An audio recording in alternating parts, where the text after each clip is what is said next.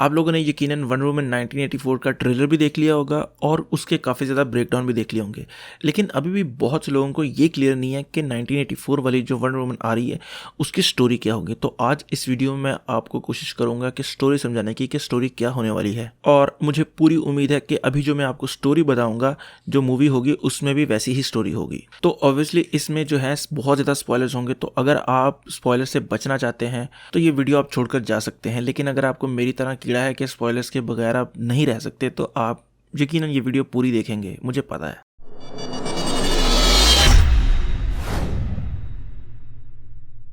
इस मूवी की पूरी जो स्टोरी होगी वो एक पत्थर के अराउंड घूमेगी। वो उस पत्थर का एग्जैक्ट नाम तो नहीं मुझे पता, लेकिन वो पत्थर जो है लोगों की ख्वाहिशें पूरी करता है, लोगों की जो विशेष है उनको कंप्लीट करता है। और इस पत्थर को हमने ट्रेलर में भी देखा था मैक्सवेल लॉर्ड के हाथ में। तो इस मूवी में जो होंगे 3 ही मेन कैरेक्टर होंगे। एक होगा हमारा चीता का कैरेक्टर जो बारबरा मोस्टली होगी पूरी मूवी में, एक वंडर वुमन डायना, दूसरा मैक्सवेल लॉर्ड। अब इन तीनों की मैं आपको विशेष बता देता हूँ कि क्या है। सबसे पहले मैं डायना से शुरू करता हूँ। डायना की जो विश है वो आप लोगों को सबको पता है कि वो क्या होने वाली है। वो ये होने वाली है कि जो स्टीव ट्रेवर है वो किसी तरह वापस आ जाए। खैर उसकी बात मैं एंड पे थोड़ा सा करता हूँ, अभी पहले मैं आपको दूसरों की विशेष बता दूँ। जो बारबरा है उसकी ये विश है कि लोग उसे नोटिस करें, क्योंकि वो जहाँ पर काम करती है लोगों को ये भी नहीं पता कि वो वहाँ पर काम करती है। और फिर वो दूसरी लड़कियों को देखती हैं, उनके बॉयफ्रेंड है, बहुत सारा कुछ है, लेकिन उसके पास वो नहीं है, यानी उसके ऊपर कोई इतनी ज़्यादा तवज्जो नहीं देता। तो उसकी ये ख्वाहिश है कि लोग उसकी तरफ तवज्जो दें। और जब वो वंडर वुमन को देखती है फाइट करते हुए तो सोचती है कि वो उसकी तरह ताकतवर बने। और अगर आपको ट्रेलर का सीन याद हो जब वो वंडर वुमन के साथ बैठी बातें कर रही है और कहती है कि तुम्हें कभी प्यार हुआ, तो उससे आप अंदाज़ा लगा सकते हैं। और दूसरा एक सीन जब वो एक रेड कारपेट पे आती है और लोग उसे देख रहे होते हैं, ये सीन उसकी विश पूरी होने के बाद का है, जब लोग उसकी तरफ तवज्जो देने लगते हैं और सोचते हैं कि यार ये कौन प्यारी सी लड़की जा रही है। अच्छा, यहाँ पर मैं एक बात और क्लियर कर दूं कि ये जो अभी आप सीन सामने देख रहे हैं, ये जो तस्वीर देख रहे हैं जिसमें रेड कारपेट पे चलती हुई आ रही है, यहाँ पर उसे अभी चीता की पावर नहीं मिली, वो सिर्फ अभी खूबसूरत हुई है, लोग उसकी तरफ अटेंटिव हुए हैं। अभी उसके पास पावर्स नहीं आई और ताकतवर नहीं हुई। खैर वो बात की बात है, वो भी मैं डिस्कस करूंगा बाद में। इसके अलावा एक और बात बताता चलूं कि ये जो पत्थर है ये सबसे पहले बारबरा को मिलता है, उसके बाद ये डायना के पास आता है, फिर उसके बाद बारबरा के पास जाता है और फिर एंड पर मैक्सवेल लॉर्ड के पास चला जाता है। तीसरा बंदा है मैक्सवेल लॉर्ड। अब जो मैक्सवेल लॉर्ड है इसके पास मूवी में कोई पावर नहीं है बेसिकली, यानी कि आपने देख रहा है ना, सुन रहे होंगे ब्रेकडाउन में कि उसके पास माइंड कंट्रोल की पावर है, ऐसा कुछ नहीं है उसके पास। वो बेसिकली ऑयल की कंपनी चलाता है और अमीर है। लोगों के सामने तो वो अमीर है लेकिन अंदर से वो काफ़ी ज़्यादा बैंकरप्ट हो चुका है। और इस मूवी में हमें स्टैग इंडस्ट्रीज भी देखने को मिलेगी, क्योंकि स्टैग इंडस्ट्रीज का इसने बहुत ज़्यादा पैसा देना है और वो हर दूसरे दिन इससे आके पैसे मांगते हैं। और तब जाकर इसको इस पत्थर का पता चलता है और ये पत्थर हासिल करता है। और फिर ये ऐसा करता है कि उस पत्थर को अपने अंदर ले लेता है। जिस तरह आप सोच रहे हैं उस तरह नहीं ले लेता, यानी अपने अंदर समो लेता है। बेसिकली मैक्सवेल लॉर्ड फिर वो पत्थर बन जाता है और लोगों को उनकी ख्वाहिशात जो हैं ग्रांट करने लगता है, यानी ये मैक्सवेल लॉर्ड ही वो पत्थर है। तो इस तरह उसके पास वो पावर आती है जिससे वो लोगों को उनकी विशेस ग्रांट करता है। अच्छा, अब मैं दोबारा डायना पे आता हूँ। आप लोगों को इतना तो पता है कि स्टीव वापस आ चुका है और बहुत से लोगों के ज़हन में है कि वो कैसे आया। बेसिकली जब वो पत्थर मिलता है बारबरा को और साथ में वंडर वुमन भी खड़ी होती है और वो दोनों बातें कर रहे होते हैं और उनको तब पता नहीं होता कि इसके अंदर क्या पावर है। तो जो वंडर वुमन है वो उस पत्थर को पकड़ के सोचती है कि शायद जो है स्टीव वो कभी वापस आ जाए। और उसके घर के अंदर जो पड़ी हुई वो घड़ी है, आप देख रहे हैं घड़ी ट्रेलर में उन्होंने बड़े फोकस से दिखाई है 2-3 दफ़ा, क्योंकि उस घड़ी का बहुत ही एक इम्पॉर्टेंट पर्पज़ है इस मूवी में। वो ये कि वो जो घड़ी है वही स्टीव ट्रेवर है, यानी कि जब वो ख्वाहिश करती है वहाँ पर खड़ी होकर उस पत्थर को पकड़ कर के स्टीव ट्रेवर वापस आ जाए तो वो जो घड़ी है वो स्टीव ट्रेवर बन जाती है। और अगर आपने ट्रेलर के एंड पर एक छोटा सा गैग देखा हो जब वो ट्रैश कैन वाला आता है ना, तो बेसिकली उस घड़ी के अंदर जो स्टीव ट्रेवर की मेमोरीज हैं वो बहुत कम है, यानी वंडर वुमन वाला जो पार्ट है वो उसके अंदर है, बाकी चीजें नहीं है शायद। तो जो डायना है वो उसे सिखा रही है कि क्या अच्छा है क्या बुरा है, क्या आर्ट है क्या आर्ट नहीं है, यानी कि बेसिकली वो घड़ी अब सीख रही है दुनिया के तौर तरीके। अच्छा, अब यहाँ पर आपको एक इस मूवी की सबसे ज्यादा इंटरेस्टिंग बात बताता हूँ, वो ये होगी कि जो बंदा उस पत्थर से कुछ चीज़ मांगेगा तो उसे वो चीज़ मिलेगी, लेकिन एक एक्सपेंस पर, यानी कि उसको अपनी कोई कीमती चीज़ खोनी पड़ेगी। तो बेसिकली होगा क्या कि जो वंडर वुमन है वो ये ख्वाहिश तो करती है कि स्टीव आ जाए वापस, लेकिन स्टीव के आने की वजह से उसकी पावर जो है वो चली जाती हैं। और यहाँ पर आता है एंड पर जो हमने आर्मर देखा है, जो उसका ईगल वाला गोल्डन किस्म का जो आर्मर है ना, वो वहाँ पर काम आता है उसको लड़ने के लिए, क्योंकि उसके पास पावर्स नहीं होती। और ये आर्मर बेसिकली उसके कोई एंशियंट वुमन का है जिसने वो आर्मर पहनकर मेंस की एक बहुत बड़ी आर्मी से जंग की थी और उन्होंने अपनी पूरी कोशिश कर ली थी, लेकिन तलवार उस आर्मर के पास नहीं गुजरी थी, गोली उस आर्मर के आसपास नहीं जाती थी। यानी कि बेसिकली वो जो आर्मर है वो बहुत ही ज़्यादा स्ट्रांग है। और ये आर्मर जो डायना का घर है उसके अंदर एक सिक्योरिटी रूम है, वहाँ पर पड़ा हुआ है।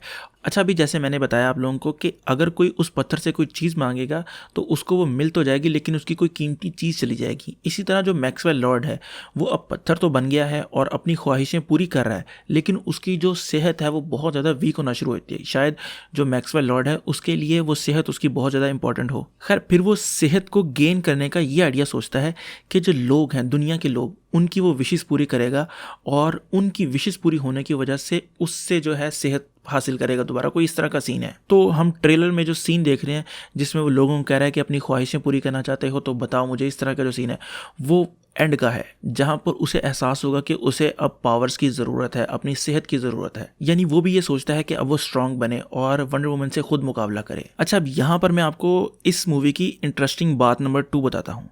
वो ये कि अगर जिस बंदे ने ख्वाहिश की है किसी चीज़ की और उसे वो मिल गई है और उसकी एक कीमती चीज़ जा चुकी है, अगर वो कहे कि मुझे ये चीज़ नहीं चाहिए तो उसकी कीमती चीज़ वापस आ जाएगी। जैसे डायना है, वो कहे कि अगर मुझे स्टीव नहीं चाहिए तो उसकी जो पावर्स हैं वापस आ जाएंगी। अब होता यह है कि डायना फाइट कर रही है, उसकी पावर जा चुकी हैं, पूरी नहीं जाती, थोड़ी आधी से ज़्यादा चली जाती हैं। तो होता यह है कि स्टीव उसे समझाता है कि तुम्हें तुम्हारी पावर की ज़रूरत है और लोगों को तुम्हारी ज़रूरत है, मैं तुम्हारे साथ हूँ हमेशा तुम्हारे जहन में। इस तरह का एक छोटा सा मोनोलॉग है, यानी कि दुखी स्टोरी है एंडिंग किस्म की, जिससे वो ये ख्वाहिश करती है कि स्टीव चला जाए और उसकी पावर वापस आ जाए। The world needs you. You know what you need to do. तो वहाँ पर उसे उसकी पावर्स दोबारा मिलती हैं। और यही बात वो बारबरा को भी समझाने की कोशिश करती है कि हमें इजी वे लेने के बजाय जो अपने गोल्स हैं उनके ऊपर फोकस करना चाहिए और उनके ऊपर मेहनत करनी चाहिए। मतलब उसको एक लेक्चर देती है। और बेसिकली ऐसा ही एक लेक्चर फिल्म के शुरू में एंटियोपी ने उसे भी दिया था। जो आपने सीन देखा है ना यंग डायना का, जब वो 8-9 साल की होती है, वो बेसिकली एक रेस का सीन है जहाँ पर क्वीन हिप्पोलिटा, एंटियोपी और बहुत से लोग उस रेस को देख रहे हैं। और जो सीन हमने ट्रेलर में देखा उसमें बहुत बड़े पेंडुलम है और उसके ऊपर से लोग भागते हुए जा रहे हैं और उन्होंने भागकर एक कोलिसियम में पहुंचना है। वो होते हैं ना बड़े बड़े जायंटिक किस्म के, जहां पर पुराने दौर में फाइट्स हुआ करती थी। तो उस रेस की डिफरेंट स्टेजेस होती हैं कि आप पहले पेंडुलम के ऊपर से भागते हुए आए, फिर सामने घोड़े खड़े होंगे तो उन घोड़े के ऊपर बैठे हैं और फिर उसके ऊपर एरो लगे होंगे, वो तीर चलाने हैं, किसी चीज़ के ऊपर मारने हैं। तो डायना जो होती है वो बड़ी तेज़ी से भागती है उन पेंडुलम के ऊपर से, घोड़े के ऊपर बैठती है और तीरों को चलाती है। बड़े अच्छी उसकी रेस चल रही होती है और सबसे आगे होते हैं, लोग देख रहे होते कि डायना जीतेगी। लेकिन होता यह है कि घोड़ा बड़ी तेज़ी से भाग रहा होता है और दरख्त की एक शाख जो होती है ना उससे टकराकर वो नीचे गिर जाती है। जब वो नीचे गिरती है तो उसका घोड़ा भी भाग जाता है। तो वो देखती है साथ में एक गली सी, तो आसान रास्ता लेती है और वो उस गली के अंदर से भागती है और भागकर आगे जाकर अपने घोड़े को भी पकड़ती है और रेस जीत जाती है। जब वो रेस जीतती है और ट्रॉफी लेने लगती है तो वहाँ पर एंटियोपी आकर उसे रोक लेती है और उसको पता है क्योंकि इसने चीट की और आसान रास्ता ढूंढा। यानी कि उसको वहाँ पर यह सबक दिया गया कि हमेशा पेशेंस से काम लो, कभी आसान रास्ता ना ढूंढो, जो कि अब वहाँ पर सीन में बारबरा को समझाने की कोशिश कर रही है वंडर वुमन, लेकिन वो नहीं समझती। खैर, वो जाकर मिलती है मैक्सवेल लॉर्ड से। अब मैक्सवेल लॉर्ड भी चाहता है कि वो उस पत्थर को ना छोड़े, बारबरा भी चाहती है कि वो उस पत्थर को ना छोड़े। तो होता यह है कि वो दोनों टीम अप कर लेते हैं और मैक्सवेल लॉर्ड बारबरा से पूछता है कि तुम्हारी कोई और ख्वाहिश है जो मैं पूरा कर सकूं। तो वो सोचती है कि जिस तरह वंडर वुमन पावरफुल है उस तरह वो भी पावरफुल हो जाए। तो वो उससे वो पावर्स मांगती है और तब जाकर वो चीता बनती है। अब यहाँ पर जो चीता है वो या तो गोल्ड कलर की है या तो वाइट कलर की है। जो हम मोस्टली देखते हैं वो गोल्ड कलर की है, लेकिन यहाँ पर जो चीता की फाइट है वंडर वुमन के साथ वो रात में है, तो समझ नहीं आती कि वाइट है या गोल्ड है, लेकिन वो फाइट बड़ी इंटरेस्टिंग है।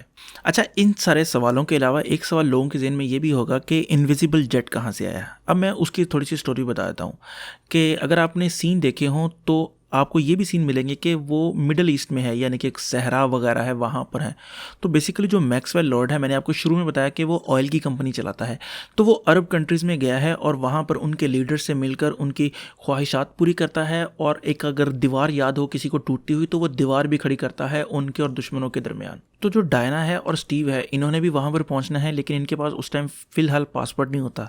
तो ये क्या करते हैं कि एक फाइटर जेट को कहीं से चुरा लेते हैं। तो ये लोग फाइटर जेट उड़ाकर भाग रहे होते हैं, लेकिन इनके पीछे एयरफोर्स लग जाती है। तो डायना को याद आता है कि किस तरह थेमेस्किरा पूरी दुनिया की आंखों से बचा रहा पूरी जिंदगी। तो वो अपनी एक ट्रिक यूज करती है, यानी कि बेसिकली उसकी जो पावर है वो यूज करके उस जेट को इनविजिबल करती है। तो ऐसा नहीं है कि वो अपने घर से इनविजिबल जेट लेकर आई है, वो कोई भी जेट लेती है और उसको इनविजिबल कर सकती है। और जैसा कि मैंने पहले कहा कि उसकी पूरी पावर नहीं जाती, उसकी हाफ पावर जाती है। तो वो अपनी उस हाफ पावर को यूज करके उस जेट को इनविजिबल बनाती है। और वो लोग जिस दिन उस जेट में बैठते हैं और जा रहे होते हैं, वो दिन बेसिकली 4 जुलाई का होता है और वहाँ पर जो है फायरवर्क्स का चल रहा होता है, लोग जश्न मना रहे होते हैं। आपको पता है 4 जुलाई का जो अमेरिका के लिए एक इंपॉर्टेंट डे होता है। और जो ट्रेलर में हमने सीन देखा कि वो जहाज में बैठे हुए हैं और ऊपर से काफ़ी जश्न हो रहा है, तो वो सीन यहाँ का है।